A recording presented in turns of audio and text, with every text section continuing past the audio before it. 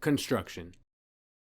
In describing the nation's post-Civil War era, the blood shed by innocent black victims of white terrorism often becomes the focal point in the retelling of black history. For the first time since the inept English searched for jewel fruit trees on the Virginia shore, the white men imagined a world that did not belong to them. Dispossessed of their human property, their wealth, and their honor, the planters and the poor Confederates were left only with the solidarity of their skin. He turned, therefore, from war service to guerrilla warfare, particularly against Negroes, Du Bois wrote. He joined eagerly secret organizations like the Ku Klux Klan, which fed his vanity by making him co-worker with the white planter and gave him a chance to maintain his race superiority by killing and intimidating niggers, and even in secret forays of his own, he could drive away the planter's black help, leaving the land open to white labor. Or he could murder two successful freedmen. But that is what they did to us, not what we did. After the Great War for white supremacy, our forefathers brought forth on this continent a new nation. This black America, conceived in their hearts and built by their unchained hands, was at once the paramount dream of the ex-slave and the ultimate realization of every white Southerner's fears. At the Negro's feet lay a tattered and smoldering South, yet ripe with the fruit of liberty and unending opportunity ready to be redefined. Land of the thief, home of the slave. Motherless children seize a hard time when their mama's gone. Motherless children seize a hard time when their mama's gone. Lord, why you make this world so cold? They ain't got no place to go. Motherless children seize a hard time when their mama's gone. If ever there was a metaphor for America, it is the story of the estate located at the intersection of the Ashley River, Wapoo Creek, and the Stono River. When William Wallace McLeod purchased the estate in 1851, he had no idea that his new asset was already one of the most important plots of land in the history of America. The McLeod plantation was on James Island, South Carolina, just outside Charleston, a short walk from where Jimmy started the Stono Rebellion in 1739. It served as the base for the black pioneers during the siege of Charleston in the American Revolution. According to slave schedules, between 1851 and 1865, McLeod forced 95 different human beings to work 6 days a week on the new property roughly the size of the Harlem section of Manhattan. Violence was necessary. After buying his new slice of earth for enslaving, Mr. McLeod transformed his new land into a producer of South Carolina's most lucrative product, Sea Island cotton. Unlike the more common varieties, Sea Island cotton can grow on stalks up to 6 feet tall, producing flowers as large as a human fist, with long, sturdy cotton fibers akin to the expensive Egyptian variety. McLeod had never grown cotton before, but he owned Pompey Dawson, an enslaved man known for singing his favorite Negro spiritual, "Motherless Children Seize a Hard Time." He bellowed it as he worked in the marsh tending cotton until he became known as Hard Time Dawson. Although he had been enslaved for all of his life, Hard Time was one of America's foremost Sea Island cotton specialists. Bolstered by Hard Time's intellectual property, McLeod's farm became one of the most prosperous forced labor enterprises in South Carolina. While it was just the 5th largest plantation on James Island in acreage, it ranked 3rd in the value of livestock, 2nd in value of its produce harvest, and 1st in Sea Island cotton production. Hard Time was married with 4 children, the oldest of whom was William Dawson, who likely marched to McLeod Plantation blindfolded and barefoot like most of the human beings McLeod purchased from Charleston Harbor, the country's busiest slave trading port. Will's feet never recovered, and he walked with a limp all his life. But he inherited his father's knowledge of Sea Island cotton and was expected to carry on his father's legacy so that he could produce generational wealth for McLeod and progeny. When the Civil War's first shots were fired across the river from the McLeod plantation, William McLeod brought in his brother to run the farm, moved his family to a vacation home in Greenwood, South Carolina, and volunteered for active duty with the Charleston Light Dragoons, a Confederate Army unit so elite it was known as the Sons of Privilege. Before he left to fight for his right to protect his slave camp, he leased a few of his slaves to the Confederate Army. Little did he know that they would not be the last black people from McLeod Plantation to serve in the Civil War. 40 acres and a mule. Although Reconstruction is generally considered to be the period after the Civil War, it began as early as 1862 when Confederate forces had suffered mounting losses and Lincoln began establishing provisional governments in conquered Confederate territory. As soon as Union Navy ships appeared across the river from the Mayflower plantation in 1862, 9 of the individuals who were enslaved there emancipated themselves. 3 weeks later, another captive fled slavery. No one knows what happened to the original 9 Africans who absconded from the Mayflower plantation. However, because of military records, we do know what happened to the 10th. On May 25, 1862, a black crew member volunteered on the USS Pembina, a Union Navy gunboat patrolling the intersection of the Ashley River, Wapoo Creek, and the Stono River. He proved himself an invaluable navigator and served aboard the USS Wabash, a Union steam frigate, until October 1865. His name was William McLeod Dawson, the son of Hardtime. Unlike the owner of the McLeod plantation, by fighting for his country, Will immediately became acknowledged as an American citizen. By collectively deciding to kill their countrymen in order to continue the 200-year tradition of terrorizing and owning black people, the Confederates have formally renounced their citizenship to become citizens of the Confederate States of America. McLeod and others were now traitors in their own land. Post-secession, in order to restore the Union he promised to keep intact, Lincoln had to decide how he could create a path to regaining citizenship for the Southern turncoats. The radical Republicans proposed the Wade-Davis bill, which said that in order for a state to be readmitted to the Union, it would need to institute a ban on slavery in its constitution and have a majority of its voters take an oath of allegiance. Yet, after the Wade-Davis bill passed the House and the Senate, Lincoln refused to sign it. Always the moderate, he proposed a more lenient idea. His 10% plan required 1/10 of a state's voting population to take the ironclad oath. I, insert name, do solemnly swear or affirm that I have never voluntarily borne arms against the United States since I have been a citizen thereof, that I have voluntarily given no aid, countenance, counsel, or encouragement to persons engaged in armed hostility thereto, that I have neither sought nor accepted nor attempted to exercise the functions of any office whatever under any authority or pretended authority in hostility to the United States, that I have not yielded a voluntary support to any pretended government, authority, power, or constitution within the United States, hostile or inimical thereto, and I do further swear or affirm that, to the best of my knowledge and ability, I will support and defend the Constitution of the United States against all enemies, foreign and domestic, that I will bear true faith and allegiance to the same, that I take this obligation freely without any mental reservation or purpose of evasion, and that I will well and faithfully discharge the duties of the office on which I am about to enter, so help me God. As this bill languished, the radical Republicans' plan to require abolition as a term of readmission was rendered moot on January 31, 1865, when Congress passed the 13th Amendment to the Constitution. The amendment declared, "Neither slavery nor involuntary servitude, except as a punishment for crime whereof the party shall have been duly convicted, shall exist within the United States or any place subject to their jurisdiction." This, not Lincoln's magical Emancipation Proclamation, is what legally finally outlawed slavery in the United States. And with that came freedom, but also great ambiguity about the status of these newly freed men and women. The Constitution had never defined citizenship, leaving the new freedmen with no national status, surrounded by an angry and violent white population that had been defeated, in part, by their former servants. Until this point, whether freed slaves could vote, own property, or even if they had rights had been defined by individual states. Rhode Island had allowed black people to vote since 1842, while Pennsylvania had rescinded its state laws granting black citizens access to the ballot because Philadelphia, the state's largest city, was becoming majority black. And in the wake of the constitutional amendment, with its sweeping proposition of the illegal nature of slavery, an entirely new discussion needed to be had about these freed men and women. On March 3, 1865, Congress created the Bureau of Refugees, Freedmen, and Abandoned Lands. Under the direction of the Secretary of War, the Freedmen's Bureau was intended to last for 1 year and direct such issues of provisions, clothing, and fuel as he may deem needful for the immediate and temporary shelter and supply of destitute and suffering refugees and freedmen and their wives and children.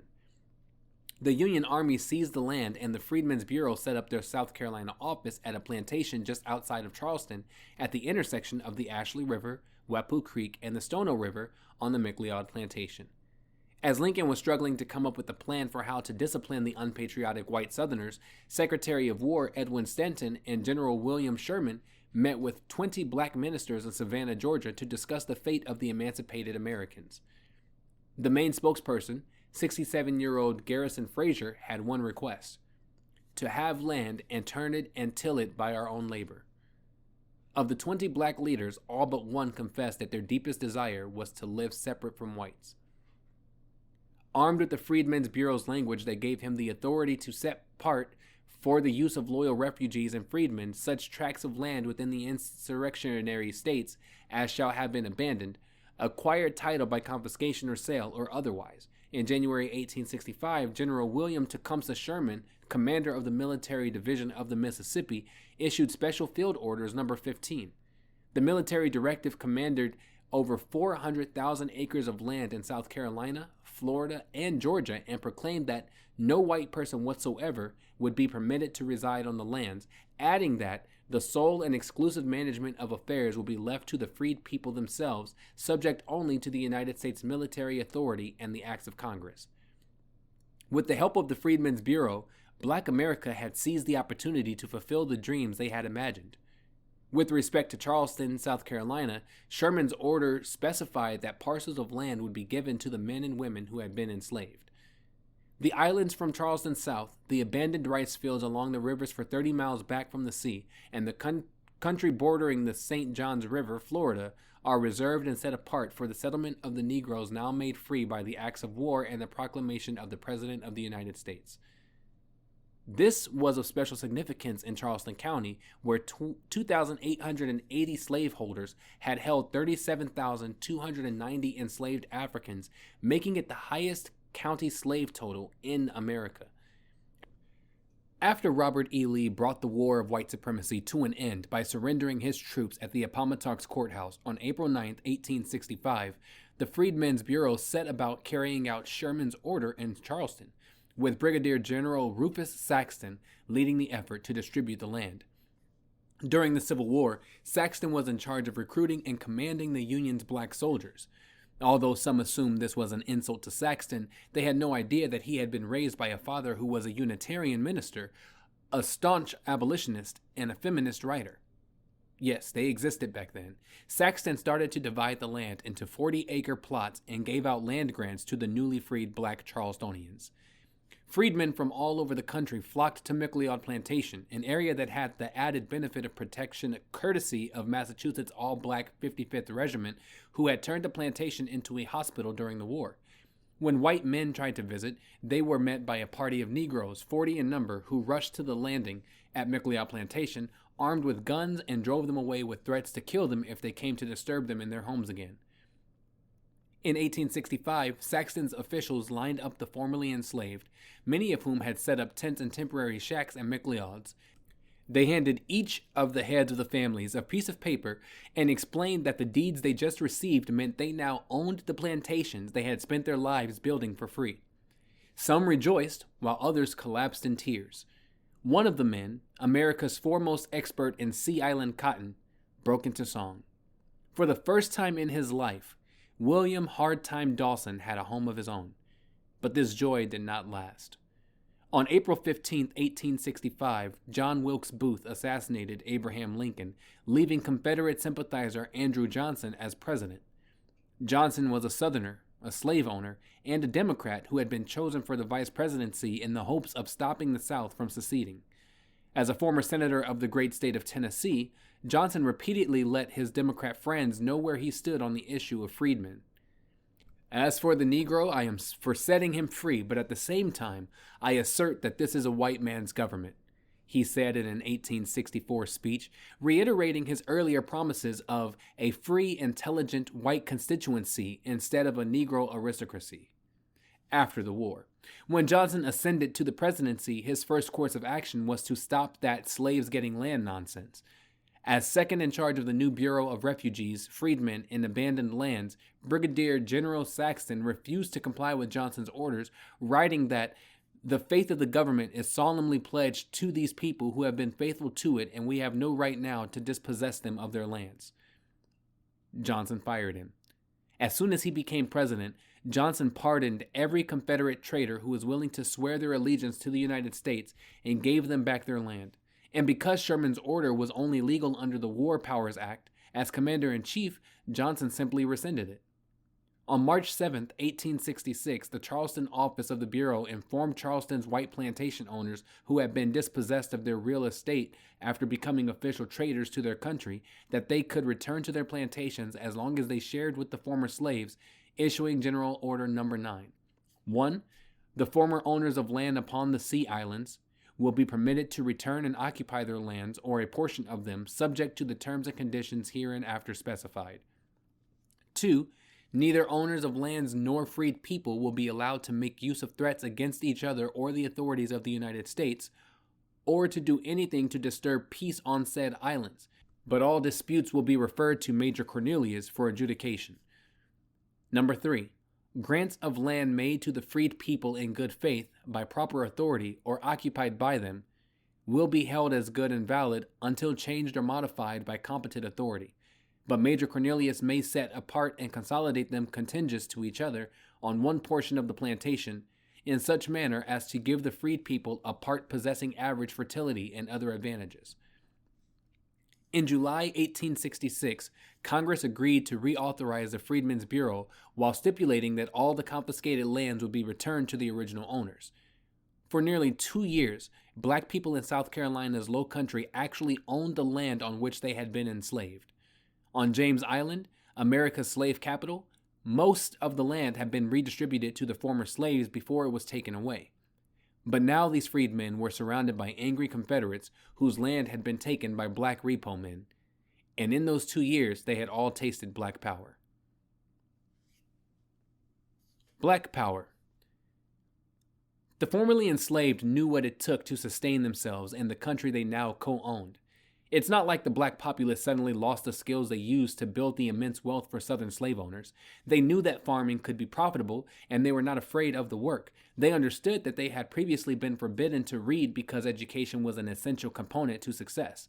They were aware that wealth came from land ownership. They knew how to gain and maintain power. Some of the formerly enslaved refused the compromise to work for their former masters.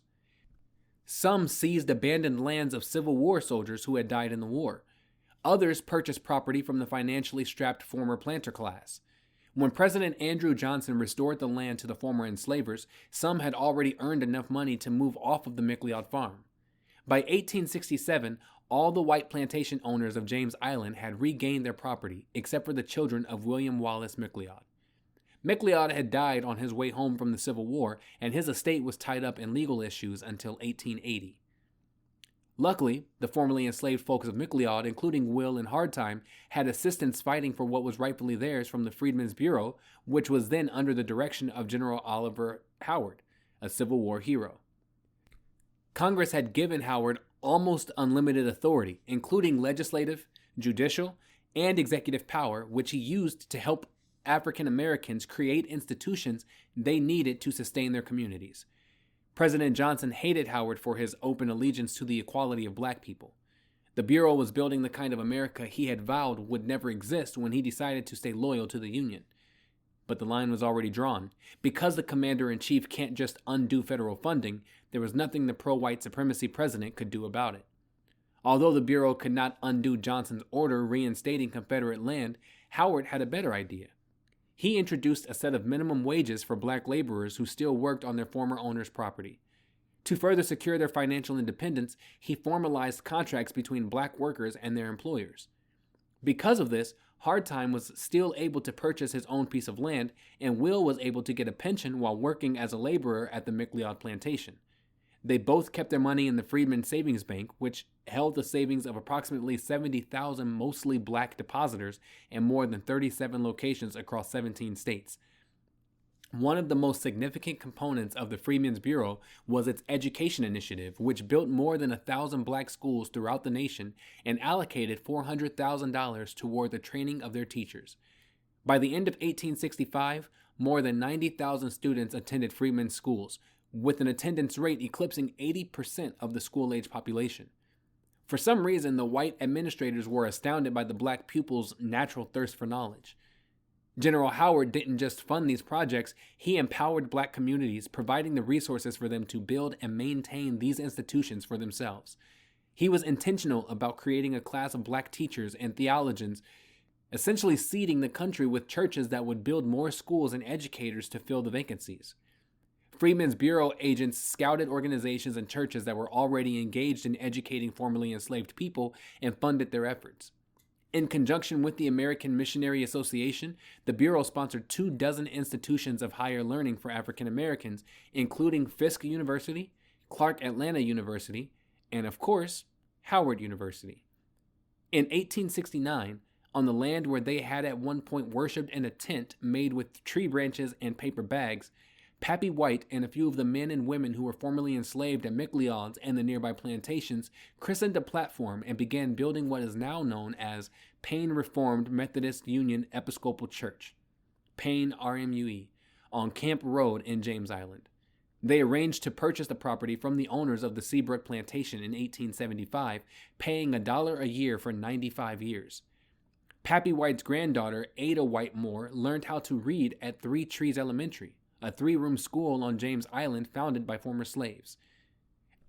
As Payne RMUE's researcher and historian, she preserved many of the records that we rely on today.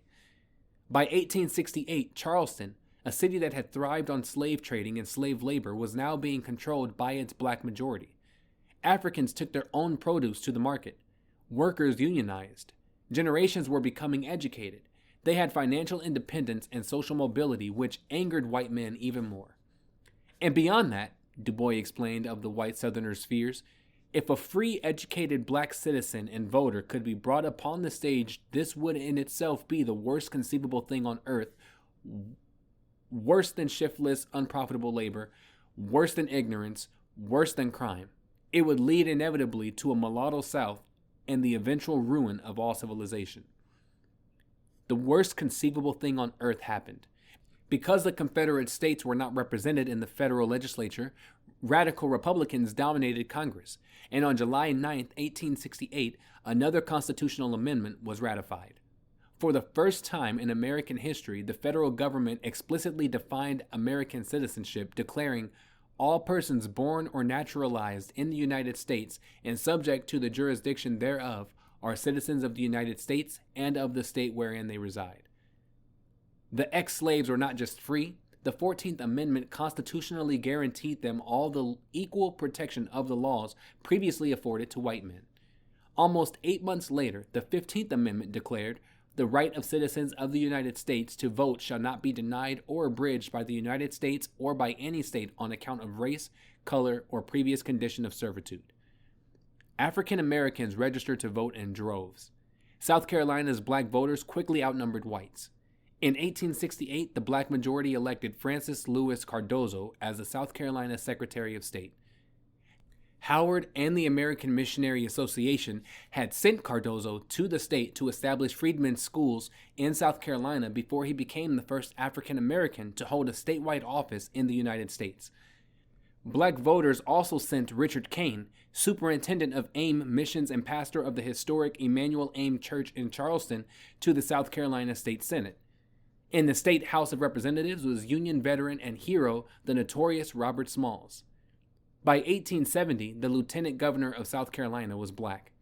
A black man was on the state Supreme Court, and the State House of Representatives was majority black. 47% were from Charleston, and as soon as they ascended into office, they started exercising black power. A black aristocracy had entered the chat. On March 27, 1869, State Senator Kane created the South Carolina Land Commission to help the freedmen own the property they were farming. Essentially, the state government bought the land, and the black borrowers were only responsible for the interest and the taxes for the first 3 years. If the borrower paid the loan off in 8 years, they received the title. If not, they could still lease the land. In 7 years, 14,000 formerly enslaved African Americans owned land in South Carolina. Benjamin Randolph, another South Carolinian who became one of the first black men to serve as a presidential elector, crowed about the success.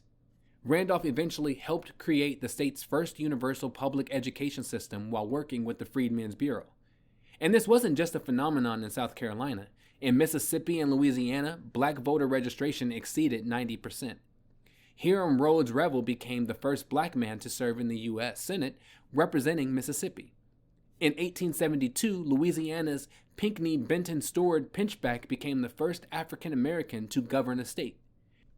Between 1870 and 1884, 15 black men were elected to the U.S. House of Representatives, and more than 300 served in state legislatures. Black power was not just limited to politics either. After emancipation, the Southern economy had collapsed. The whites were left to pay off loans and mortgages with literal Confederate money, which was worthless. The collateral that secured their wealth was gone, and the slave economy was no more. Not only had the plantation owners lost their profit margins, but the poor working-class whites had to compete against an increasingly educated population of black Americans. Most slave owners had no plan B and were truly shocked to discover that the men and women who had worked under the constant threat of violence were not about to acquiesce to their white tears. Meanwhile, thousands of Negro soldiers received regular pensions and others earned money working their own land. Black power was real. The workers had organized. Religious and civic institutions were building black middle and upper classes. They controlled the political power base in the cities and the states. There was only one choice for the cowards. They summoned the mob. Slick with blood. Building things is hard. Destroying things is easy.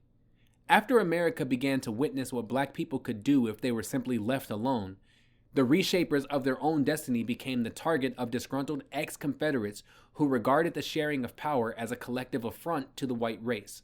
For them, power was a zero-sum game. White America's continued existence depended on the eradication of black power, and so the destruction began. On July 30th, 1866, angered by newly issued provisions that disenfranchised black voters, a group of freedmen, including hundreds of black veterans, gathered on the steps of the Mechanics' Institute in New Orleans to protest during the Louisiana State Constitutional Convention. Expressing their outrage in the blackest way possible, they paraded to the assembly with a marching band to show their displeasure with the exclusionary laws that would become known as the Black Codes.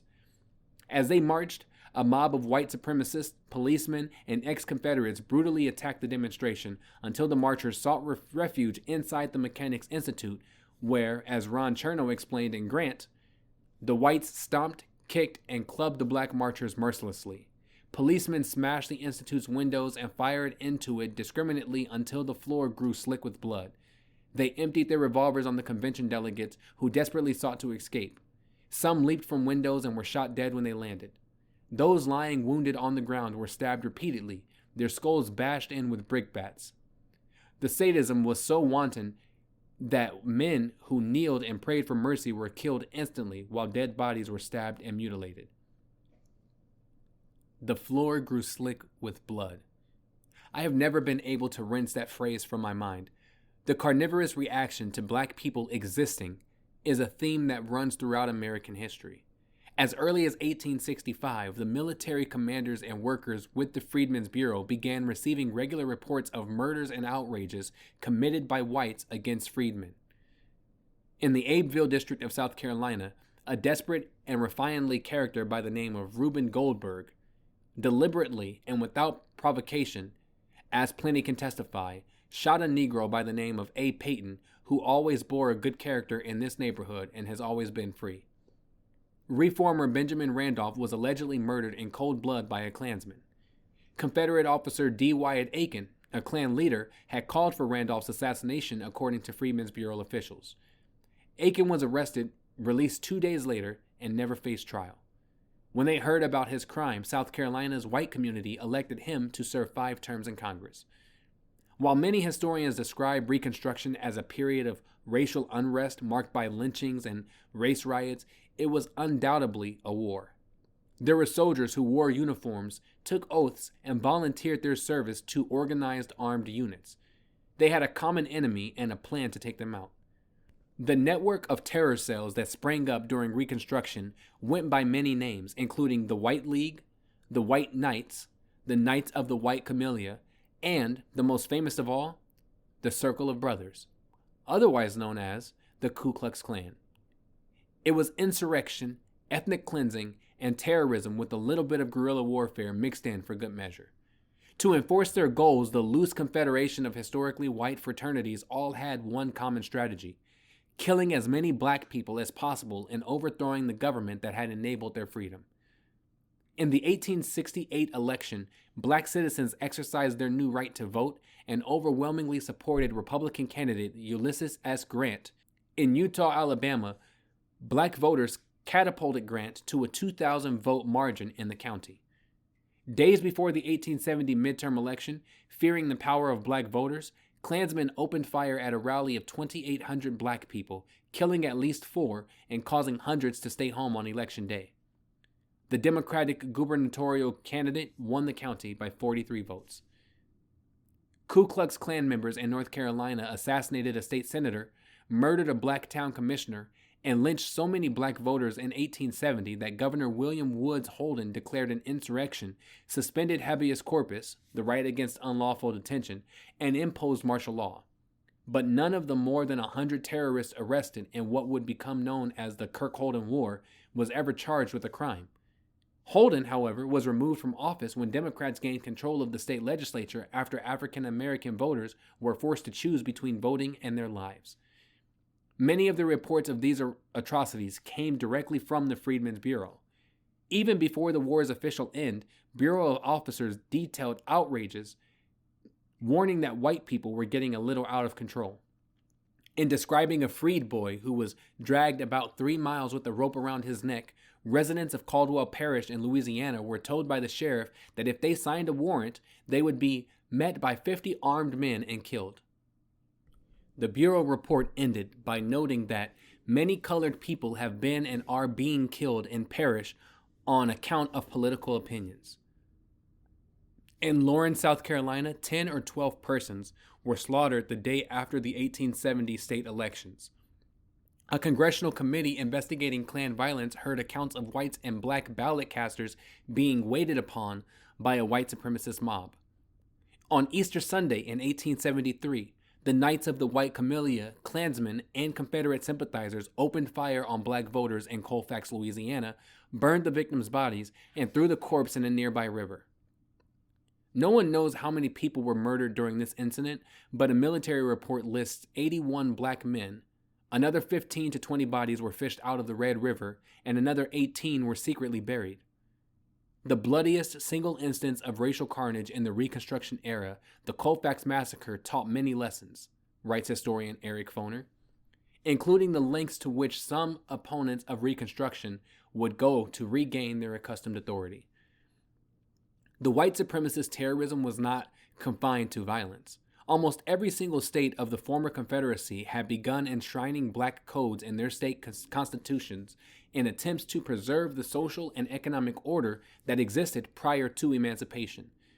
In South Carolina, farm workers were required to work from sunrise to sunset and were mandated by law to refer to their supervisors as master. The rules undermined the labor contracts instituted by the Freedmen's Bureau and went as far as to forbid any person of color from learning a new trade, declaring, "No person of color shall pursue or practice the art, trade, or business of an artisan, mechanic, or shopkeeper, or any other trade, employment, or business on his own account and for his own benefit, or in partnership with a white person, or as an agent or servant of any persons, until he shall have obtained a license therefor from the judge of the district court."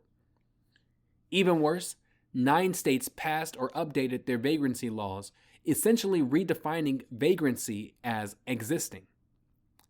In Mississippi, a black person was breaking the law if he or she was found unlawfully assembling themselves together either in the day or nighttime. Kentucky filled up its jails by banning rambling without a job or keeping a disorderly house. Tennessee laws withheld education from black children by forcing them to work for free as apprentices under their former slave masters. Most often, whites used a combination of violence and technicalities to reclaim political and social status. In the 1866 election, when Georgia's black voters elected 3 black state senators and 30 state representatives, deemed the original 33, white supremacists flocked to the Peach State to expel the lawmakers under the new black codes. When the legislatures challenged the laws in White versus Clements, the Georgia Supreme Court ruled, "After the most careful examination of this question, I am clearly of the opinion that there is no existing law of this state which confers the right upon the colored citizens thereof to hold office, and consequently that the defendant has no legal right to hold and exercise the duties of the office which he claims under her authority." For its violence and discrimination against black people, Georgia was placed under military rule again in 1869. Perhaps the most interesting part about the white supremacist tactics is that, in the long run, they still were unable to defeat the black majority without cheating. Heading into the 1876 elections in counties across South Carolina, white supremacist mobs threatened black voters to vote for Democratic gubernatorial candidate Wade Hampton over Republican Governor Daniel Chamberlain. In September 1876, a paramilitary group of 500 white supremacists murdered about 100 black people in Aiken County after threatening them that their only safety from death or whipping lies in signing an agreement pledging to vote the Democratic ticket at the coming election. The Republican votes there somehow disappeared, but the Democratic votes quadrupled. In Edgefield, the vote total exceeded the voting age population by more than 2,000. The elections board threw out the suspicious county's vote totals, which were upheld by a federal court. The Republican presidential candidate won South Carolina, as did the Republican governor. Events in Louisiana and Florida have played out similarly as they had in South Carolina, with voter intimidation and suspicious vote totals throughout the state. In 1877, 15 white men, 5 U.S. senators, 5 representatives, and 5 Supreme Court justices gathered in a Washington, D.C. room and decided to give the disputed electoral votes to Rutherford B. Hayes, the Republican candidate supported by black voters, essentially making him the president. In exchange, the whites-only room also agreed to a plan that included 3 notable provisions: removal of troops from the Confederate States. In many places in the South, especially Louisiana and South Carolina, the military presence was the only thing protecting black freedmen from white supremacist violence. Funds to industrialize the South and restore its economy. While this never really happened, it was clearly a nod to the white supremacists who couldn't compete with the black laborers. And the right to handle black people as they wished. The federal government agreed to essentially disregard the Constitution's Equal Protection Clause. The right to handle black people as they wish became known as Jim Crow. Across the country, not just in the South, states passed segregation laws and disenfranchised black people en masse. The Compromise of 1877 was the definition of white supremacy. Black voters had given Hayes the presidency, and in exchange, he and his white co-conspirators chose white supremacy over equality. But there were some things they could not undo. By 1900, 42.8% of Charleston County's black residents owned land and produced most of the cotton. Historically, black colleges thrived, civic organizations flourished, and the religious institutions remained. The foundation created during the period of black construction would form the framework for every movement for black liberation going forward. What black people created in the light of freedom could only be undone by trickery and evil. But that is not the lesson of Reconstruction. Every single stereotype that remains about black America was disproven after the Civil War. We were smarter. We worked harder. We were not the violent ones. The criminal enterprise called America is nothing but a self-perpetuating white supremacy machine. The only parts that are good and decent are the ones we shined with our spit. Everyone who calls themselves a citizen is a byproduct of our determination to free ourselves. Due process exists because of us. The founders only said all men are created equal. We, the ones who made this country, prove it.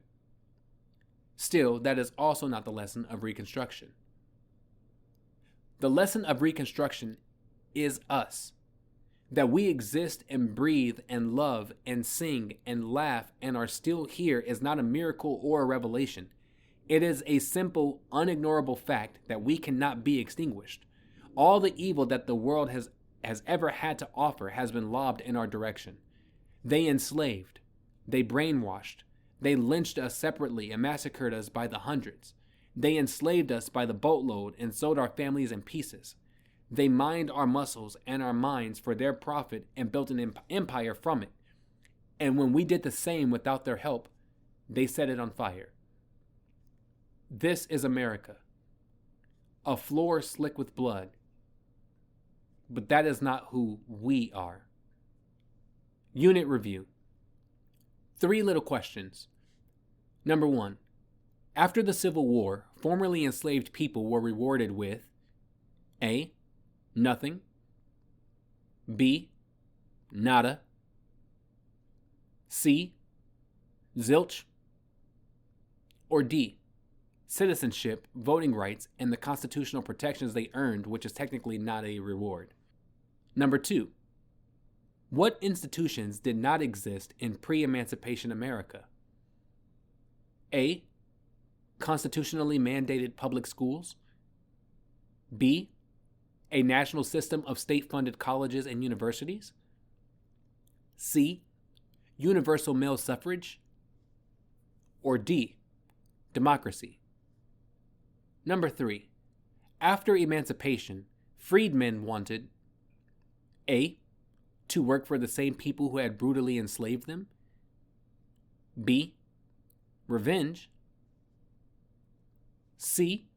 To benefit from the labor that had been previously extracted through violence. Or D. White people to just leave them alone.